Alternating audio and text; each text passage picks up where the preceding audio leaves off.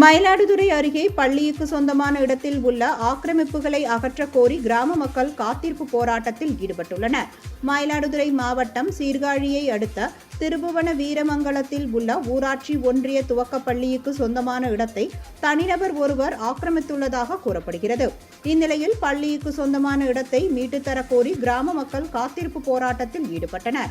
நேற்று காலை 10 மணிக்கு துவங்கிய போராட்டம் இரவிலும் தொடர்ந்து விடிய நடைபெற்று வருகிறது. பள்ளி முன்பு சாமியானா பந்தல் அமைத்து கிராம மக்கள் போராட்டத்தில் ஈடுபட்டு வருகின்றனர்.